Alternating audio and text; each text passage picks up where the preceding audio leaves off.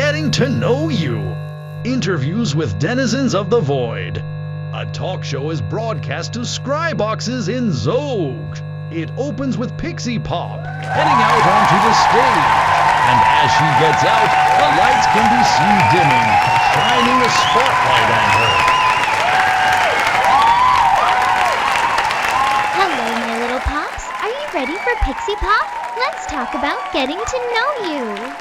She says boisterously and exuberantly, grabbing a microphone as it's tossed towards her, and she rolls into an opening musical number. Pixie Pop in the studio right now with my friends. Wherever you are, in the magical world of Zoji. And if you don't know where Zoji was, you should. It's where all the magic happens.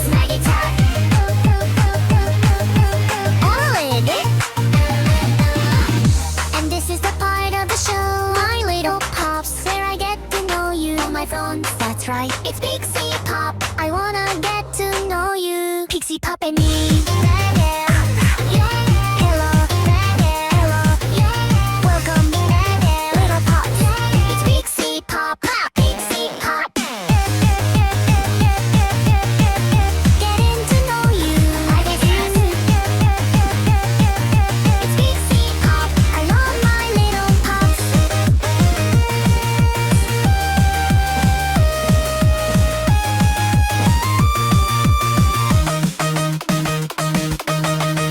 After the performance, a sign over the audience sitting area lights up with the word applause, and they begin clapping and cheering until it flicks off. Several moments pass, long enough for Pixie to transition to her seat and take a quick drink of water. She grins towards the audience as the lights come back up. My little pops, we have such a great show for you today. Can you believe it? This is the first ever episode of Getting to Know You. The sign over the audience sitting area lights up with the word applause. They begin clapping and cheering again until it flicks off after a few seconds. Thank you. We've got a really great show for you today. Really great. 3 special guests will be visiting us today. Elliana, Etienne, and Meitha. They're all amazing adventurers who are making the void a safer place for everyone. The sign for applause lights up again. Another round of applause. Thank you. Now let's meet our first guest, shall we? Elliana walks out, and the audience begins to cheer and applaud as the sign for applause lights up.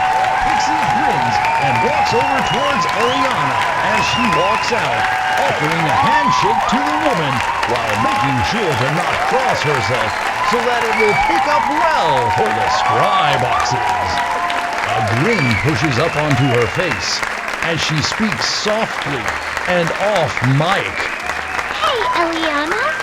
First guest ever. That's historical, you know. Yeah. Elliana says a bit in awe at everything, her cold hand shaking. As they shake, Elliana can feel a tingly warmth coming from Pixie as the host casts a bit of guidance on the woman. Just breathe, relax. You're the star here. They're all celebrating you, and you can do no wrong. Now let's sit, huh? Get started. Pixie lets go and motions back towards the seats as she approaches her chair behind the desk. Elliana goes and sits in the chair. As they sit, the light for applause flicks off and the audience quiets down. Thank you. Elliana, we're going to be getting to know you. Would you like to go ahead and say hi? Introduce yourself? Pixie says, speaking with a large grin and into a mic that's mounted on her desk. It seems appropriately placed to pick up the conversations at and around the desk without anyone needing to hold or handle it. Hi, I'm Elliana. I own and run Elliana's Spiced Meats. The audience applauds for a few moments as the light flicks on, but it turns off shortly afterwards. Elliana of Elliana's Spiced Meats, eh? What kinds of meats do you normally work with? And where can people get a taste? Mostly I work with things I hunt. Deer, rabbits, and fox are quite common when I hunt. As for where I can be found, until I can get my own place, I'm partly running out of a stand. Pixie jots something down and nods. Amazing! A self-made entrepreneur. You gotta respect that hustle. The audience again applauds briefly. Pixie grins and flips to a new card on her clipboard. Well, Elliana, let's get started with some easy questions. How did you get to this part of the void, and how long have you been here? I'd assume like most people. I walked off the train after traveling through an unnatural blizzard created by some primordial entity angry at some wizards for daring to interfere with its natural storms. A blizzard? Brr! Pixie shudders and wraps her arms around her chest briefly. A light over the audience elicits oohs from the audience briefly. So you were literally blown in with a cold wind? And how long have you been here? Oh, I wasn't blown in. I walked in the blizzard. And I've been here since I believe January. Ah, so getting close to a year now. How have you been liking it? How would you say it compares to your life before? Is it similar or different in any notable ways? Pixie asks while going to another card on her clipboard. It's certainly been different. Nobody has bullied me. The farms here are like back in my home village. Oh, and quite a few people I've met have been so kind. A meaner person might say sickeningly so. I just see it as very sweet. Pixie nods. Yeah, the people here can be really kind. And how about the islands? Have you had a chance to visit many of them? Not as many as I'd like. There's just so many places and so little time when you run a shop. Which is a shame because I'd love to visit the mountains, climb them, spend a few nights up at the top. She says with a smile. So what's your favorite island that you have had a chance to visit? She asks, flipping through the cards, seemingly getting another set of questions ready. Well, this one, if my experience so far is any indication of how things are normally. Soch? Yeah, it's a pretty great island. Access to some really great stuff. So is that where your stall is set up, around here? Most weeks, though sometimes I set up in one of the more rural areas for a bit, to just get away from the city and breathe in nature. All right. She flips through a few cards. And would you say you've established any strong bonds with anyone? Made any friends? Enemies? Anyone you particularly like or dislike?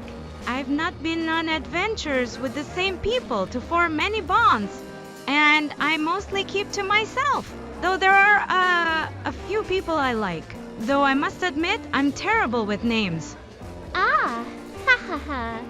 Pixie chuckles as the audience also erupts into polite laughter as laugh lights up on a sign above them. After a moment or so, it flicks off, and Pixie grins, first towards the audience, then towards Elliana. Well, Elliana, thank you for talking with us as we were getting to know you. Applause again erupts as a light flicks on. Pixie stands and offers a handshake towards Elliana again, before gently gesturing towards the couch. Meitha gaily steps out on stage, aiming for the sweet spot of enthusiasm to work the crowd.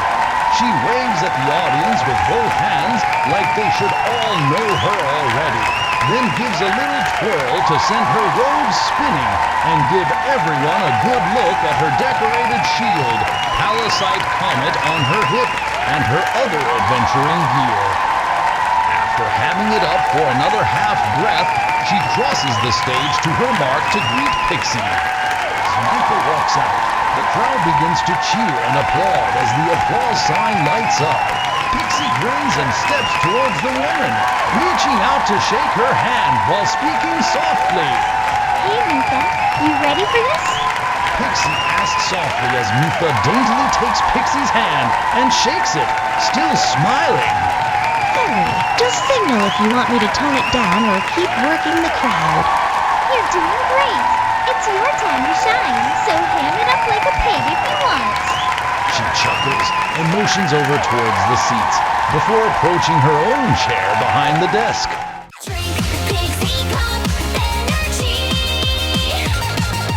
Drink Pixie Pop energy.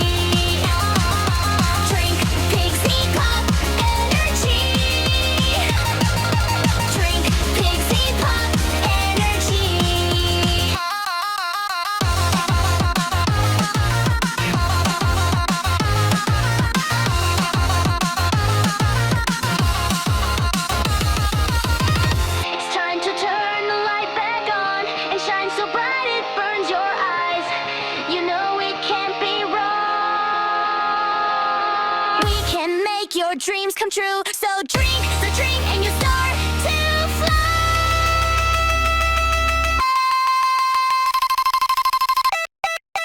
Drink Pixie Pop energy. Drink Pixie Pop energy. Drink Pixie Now for some important safety information. You might want to listen fast. Pixie Pop energy is not responsible for may cause you to be swallowed by a dragon, shows spontaneous and inconvenient transformations, a sudden disinterest in numbers and logic, alienating villagers, missing rewards, occasional cold-blooded murder, questionable dietary choices, loss of focus, rampaging through cities, existential dread, and the insatiable, all-consuming hunger. So, think you can handle it? Drink responsibly, or don't. What's the fun in that? Meitha takes her seat with one more wave at the crowd, then turns her focus to Pixie. The audience cheers with enthusiasm, and the ushers even need to calm them down after they continue to cheer once the applause lights turn off. Eventually, they calm down enough that Meitha and the host can talk. Ha! Wow, Meitha, it seems like the crowd really loves you. Must be that magnetic personality of yours, huh? She chuckles, and the crowd laughs briefly as the cue for laughter goes up. Ha ha! Well, Meitha, are you ready for us to start getting to know you? If you don't mind, would you go ahead and introduce yourself? Tell us all a little about you? Absolutely. I'm currently an abbess and headmistress at an orphanage, as well as a recently promoted general in the army of the Church of Many Faiths, for which I represent as a paladin of Fulgrit. I have a long history of jobs before that, though, including professional diplomacy, sailing, cooking, and sewing. In my free time, I enjoy tending to my stumble beehives, but I never turn down the call of adventure. The audience applauds, while Pixie looks towards the crowd and the scrying eyes as she mouths, "Wow!" Soon, her attention goes back towards Meitha after a moment as the cheering dies down. Wow, you've got a lot going on. Sounds like you really do a lot for the community. That's great. Which of those would you say is the most rewarding? Oh, running split silver for sure. Sorry, I forgot to mention, that's the name of my orphanage. Ah, and that's in Savrode, if I'm recalling right? The host asks with an inquisitive nod. So you must spend a lot of time on that island. Do you ever get to see much of it? Quite a bit. The pursuit peaks remain untamed, but I have traversed most of them. I'm yet to explore any more of the island's outskirts personally, but I'm sure I'll get a chance to, soon. Oh, wow. I think your orphanage, the Split Silver, that's also a school, right? Do you ever get to take your students out on field trips to any of the incredible sights in Savrode? She asks after, quickly glancing at one of the cards on her clipboard. It is, and I do. We push the conventional boundaries of what an orphanage or school is. The children who live there have no living parents, save a few boarders, and their days are filled with learning, but we start pushing things from there. Most lessons contain mixed age groups and are very hands-on to directly teach a skill with about 10% theory and 90% practice. The roles of student and teacher are also very fluid. I teach plenty of classes myself, but just the other day I was having a hard time keeping up while one of my kids lead a lesson on snares and trapping. As for field trips, once the kids are old enough, we'll take them into town to shop and see the sights, while the oldest kids get to visit the harsher parts of the wilds and even other void islands. I'm looking forward to taking a group out sailing in a few months. Pixie nods at that as the audience applauds a bit afterwards. As they quiet down, she looks to another question on one of her cards. You really do a lot of good, huh? And you said you worship Fulgrit? How does this tie into that? Does it tie together? Thank you. I try my hardest. For those who don't know, Fulgrit is a member of the Dwarven Pantheon whose primary concern is care of the defenseless, children in particular. The dwarven word for orphanage is most accurately translated as Temple of Fulgrit, so my role as a paladin is directly tied to my work with the children. In addition to rooting out evil and meeting the kids' basic needs, I equip them with the skills they need to deal with evil when I'm not around. Is there anyone who helps you with this? And is there any way someone who's interested can offer aid to your noble cause? Pixie asks while shuffling through to another set of cards on her clipboard. Yes to both. Elise serves as the prefect among the students, and Drake handles the clerical duties and acts as headmaster while I am away. Some of my other guests are on the shy or private side, so I'll refrain from using names. We have been blessed to have another paladin of Fulgrit recently ascend and join us. Plus, a cleric of Torag, a major leader of a hunter's guild you may have heard of. 2 instances of the same woman from a really wild-sounding land.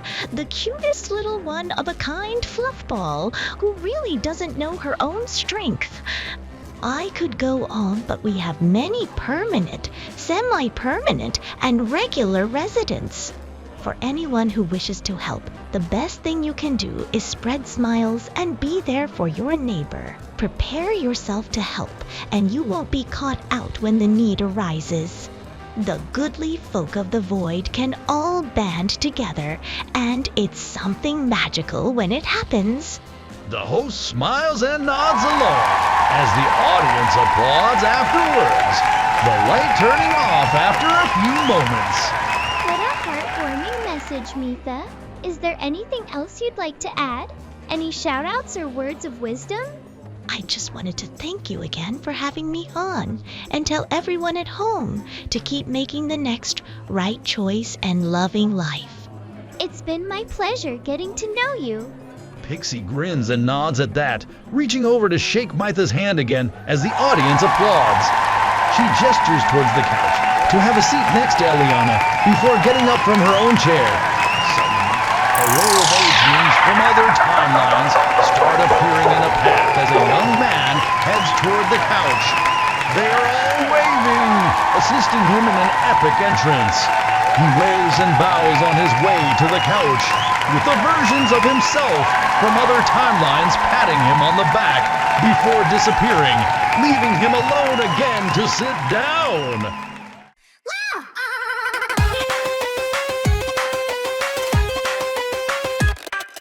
Live in a palace surrounded by princesses. Sit in a chalice so high up above princesses' palace. Oh, you can't miss this.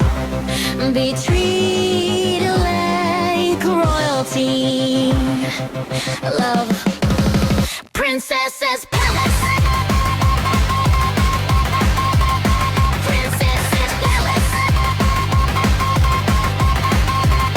Princess's Palace.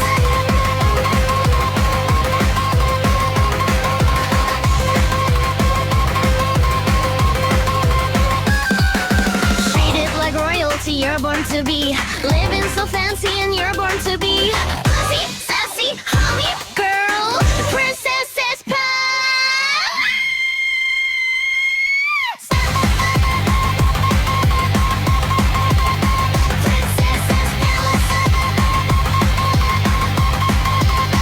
Princess's Palace. Princess's Palace. Princess's Palace.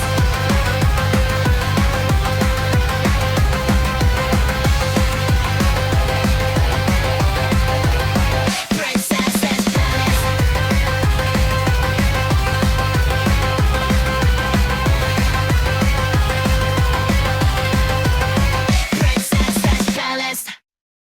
The crowd goes wild, and ushers have to come out and help calm the audience as they seem to lose their minds at the stunning display of magic and majesty. Pixie grins and chuckles, stepping back just a bit to allow Etienne the moment to perform. As he approaches the seat, she offers to shake his hand before taking a seat behind the desk. Wow, Etienne. Wow, what an entrance, eh? I thought the audience was going to rush the stage to get a piece of you. She says with a grin. But thank you for talking with us as we are getting to know you. So tell us a bit about yourself, Etienne. Etienne gladly receives and returns the handshake and waves a final time to the audience. Thank you so much for having me. It's been a while since I saw you last, Pixie. Looking great as usual. I think last time we saw each other there was some action, some gymbronium, maybe a crane or two. Always a good time. I have certainly been keeping busy. Recently joined the Adamanticians Guild, shout out to them, and working on a few other things behind the scenes. Oh, and hey, I just got my first captain papers.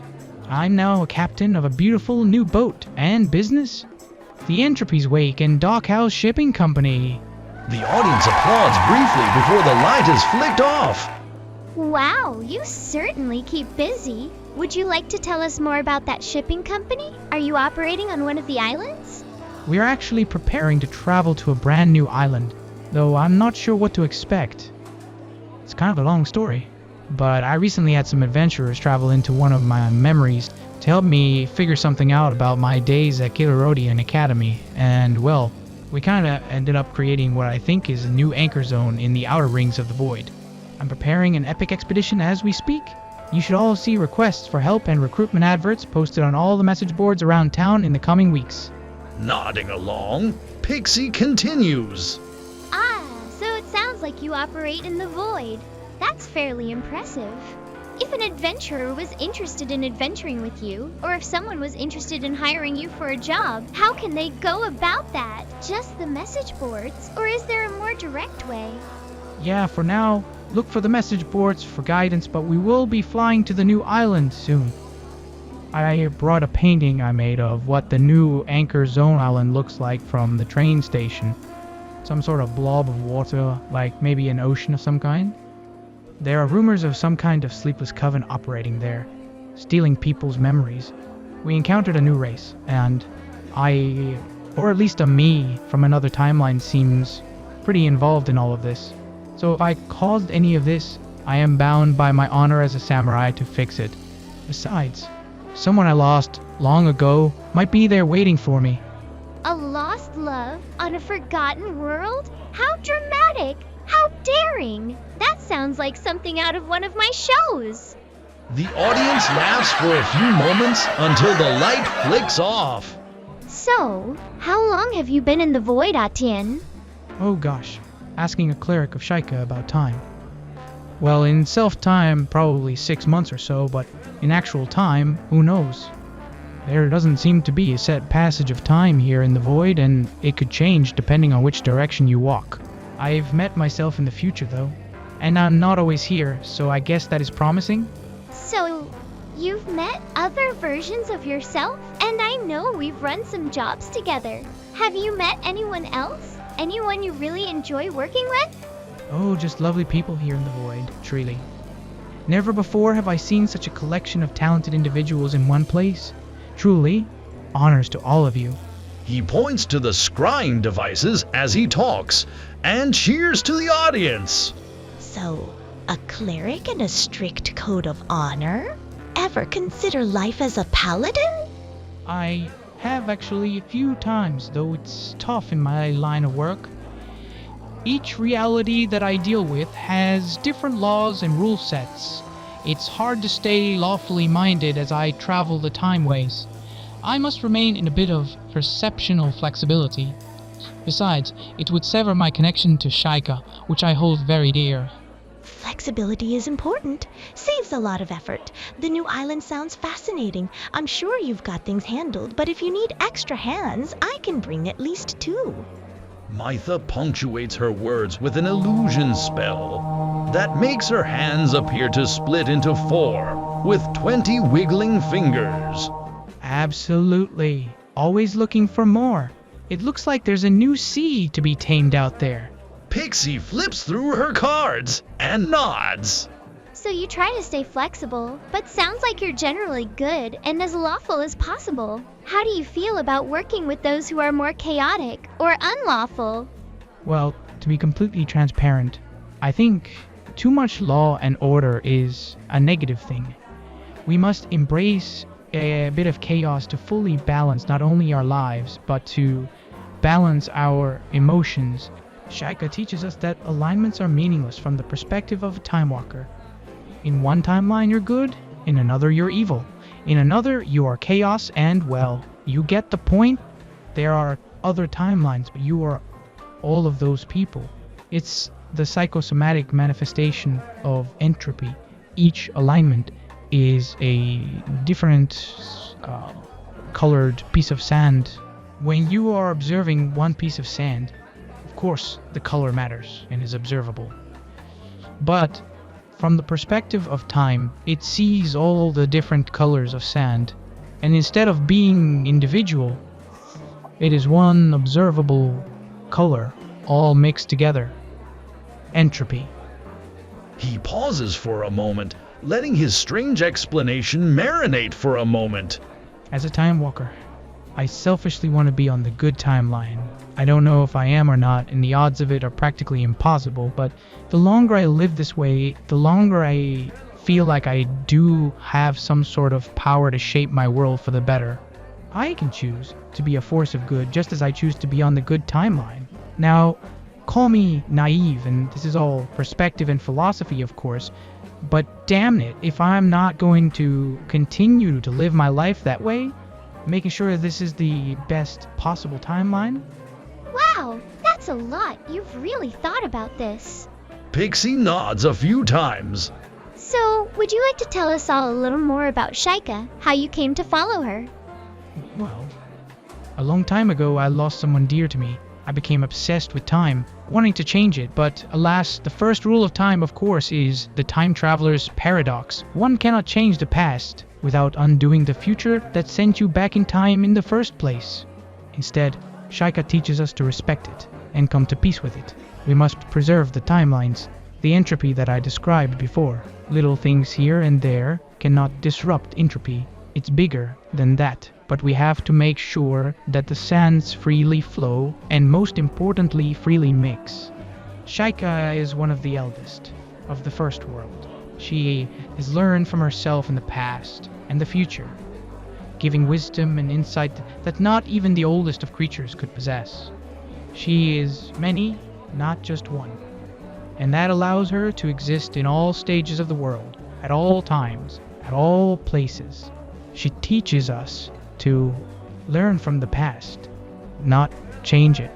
Nodding at that, Pixie looks through her cards. Do you have any final things you'd like to say to our audience before we open up our discussion to a round table? Really? I just wanted to say thank you all for the opportunity to come up here and tell my story. A true honor. And remember that if you ever find yourself in a moral quandary, if you aren't sure if this is the best timeline or not, it is. To take that moment to do the right thing, help me and everyone else make this the perfect timeline.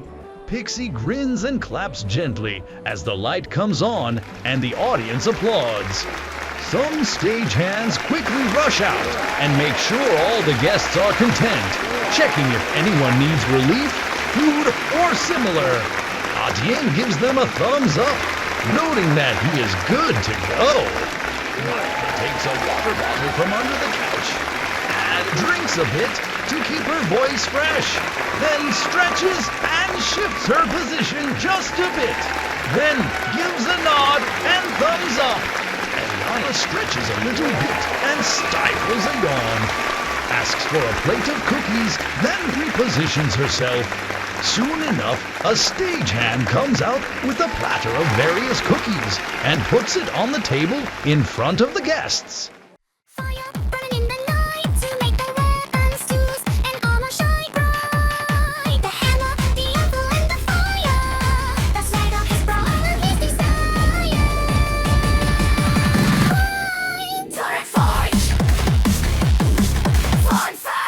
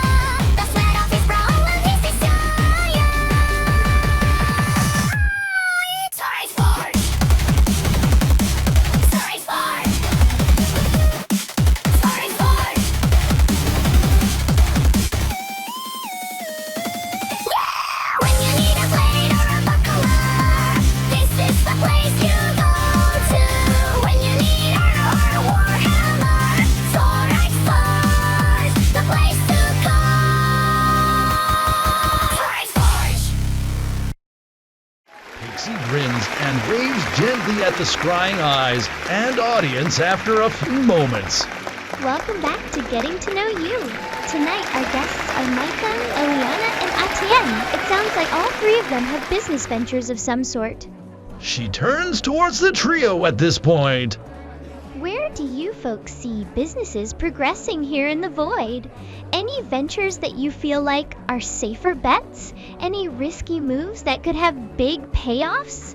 Well, the orphanage I currently run is actually the fourth split silver. So, the natural progression of this business is to pack up and found a new one somewhere else when the time comes.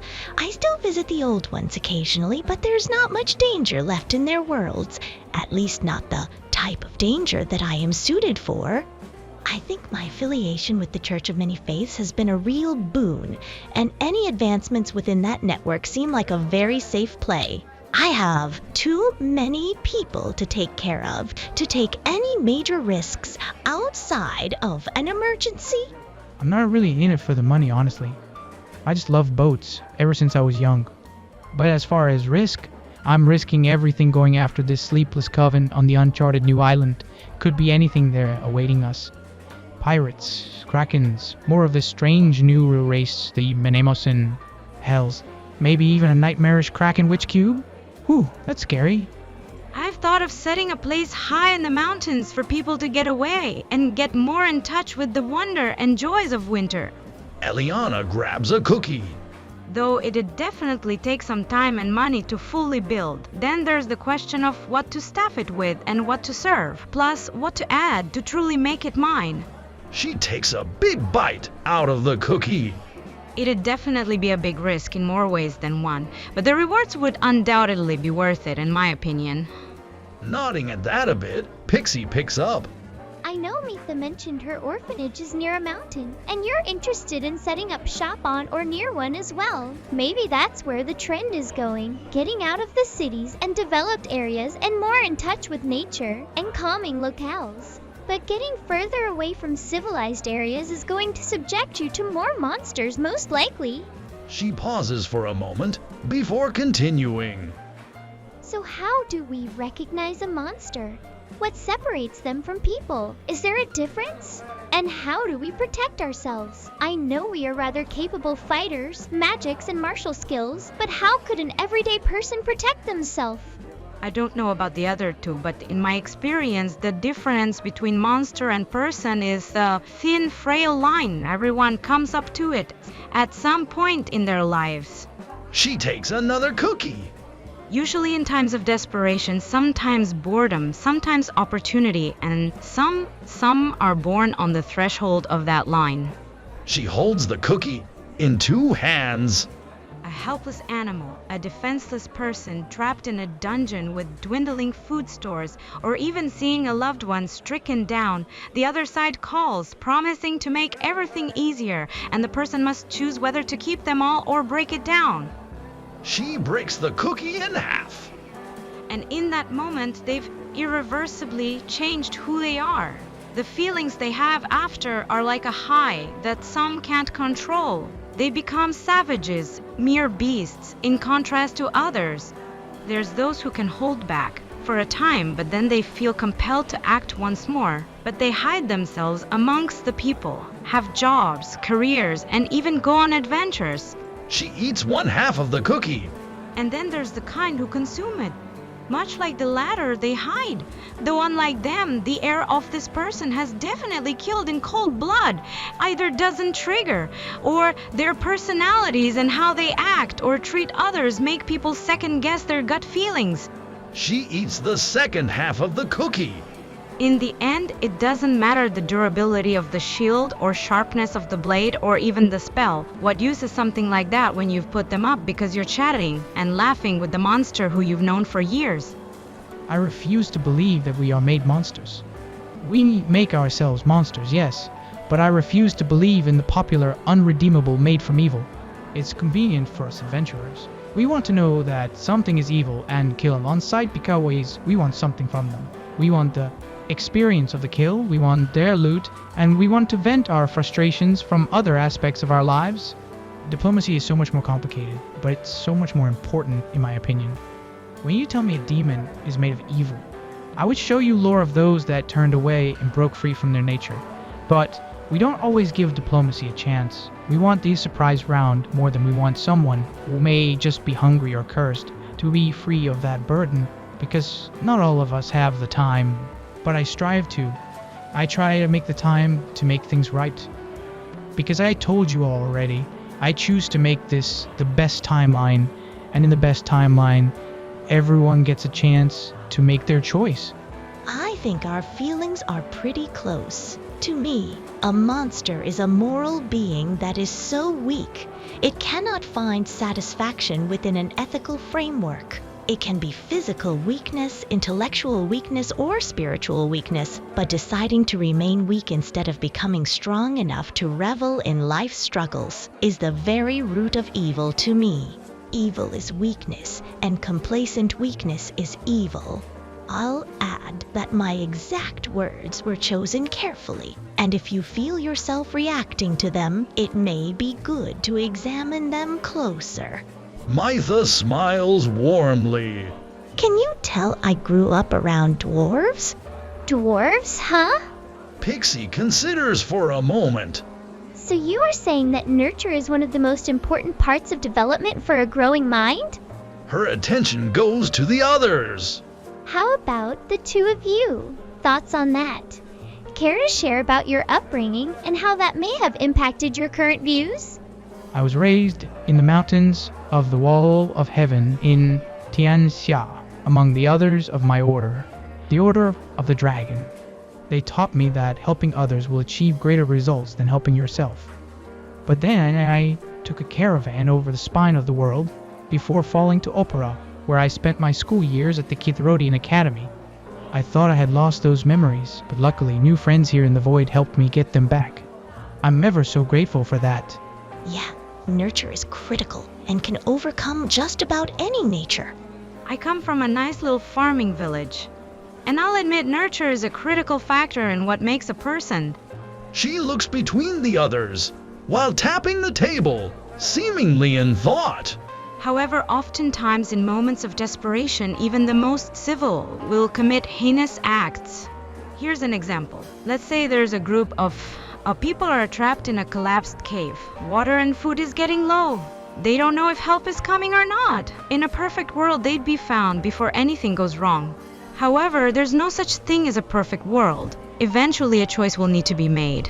Which do you think will be the choice? To further ration things into smaller portions, or to minimize the split with the potential of adding to the supply while getting rid of any dead weight?